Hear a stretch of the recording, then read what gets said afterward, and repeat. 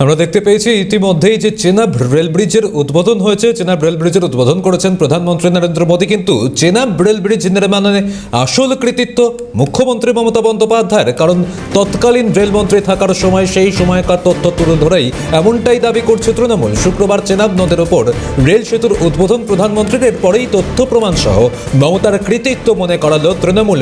রেলমন্ত্রী থাকাকালীন প্রকল্পের ঘোষণা আজকের বাংলার মুখ্যমন্ত্রীর।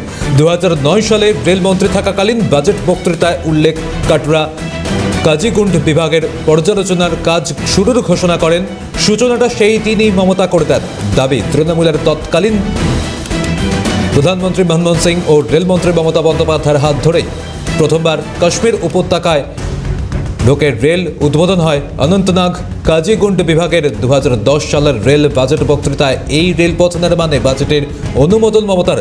উধমপুর কাটরা অংশের কাজ জোর কদমে শুরুর ঘোষণা মমতার। প্রসঙ্গ উত্থাপন তৃণমূলের রাজ্যসভার দলনেতা ডেরেক ওব্রায়ানের।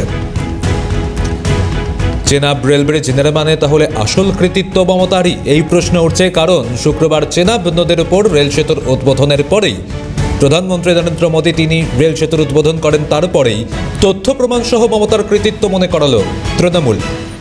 রেলমন্ত্রী থাকাকালীন প্রকল্পের ঘোষণা আজকের বাংলার মুখ্যমন্ত্রীর।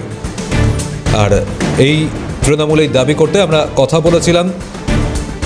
তৃণমূলের এই যে দাবি, ইতিমধ্যেই যে দাবি ঘিরে যে চেনাব রেল ব্রিজের কৃতিত্ব মুখ্যমন্ত্রী মমতা বন্দ্যোপাধ্যায় তৎকালীন রেলমন্ত্রী থাকার সময়। জগন্নাথ চট্টোপাধ্যায় রাজ্য বিজেপির সাধারণ সম্পাদক, তার সঙ্গে আমরা কথা বলেছিলাম। কি প্রতিক্রিয়া দিয়েছেন শোনাবো। এই পশ্চিমবঙ্গে বর্ষা কোন সময় আসছে এবং বর্ষা ঠিক সময় আসছে কিনা তার কৃতিত্ব কি এখনো পর্যন্ত তৃণমূল কংগ্রেস দাবি করেছে? হিমালয়ে বরফ গলছে কেন তার কৃতিত্ব কি তৃণমূল এখনো দাবি করেছে? এই দুটো দাবি তাড়াতাড়ি করে ফেলতে বলুন। এসব আকাশ কুসুম কল্পনা। গতকাল জম্মু কাশ্মীরের মুখ্যমন্ত্রী ওমর আবদুল্লাহ এই প্রকল্পটির পুরো ঘটনাক্রম বলে দিয়েছেন।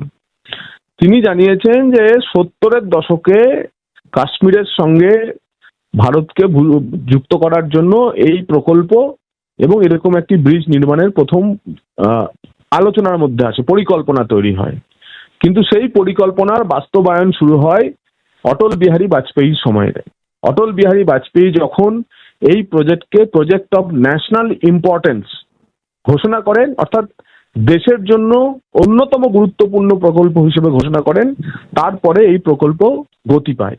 এবং গত 15 বছরে প্রধানমন্ত্রী নরেন্দ্র মোদীর নেতৃত্বে যে ভারতের গতিশক্তি প্রকল্প, সেই গতিশক্তি প্রকল্পে এই চন্দ্রভাগা নদীর উপর এই যে 359 মিটার উচ্চতার এই যে ব্রিজ, যাকে বিশ্বের অন্যতম একটি ইঞ্জিনিয়ারিং মার্বেল বলে বলা হচ্ছে, সেই ব্রিজটি তৈরি হয়।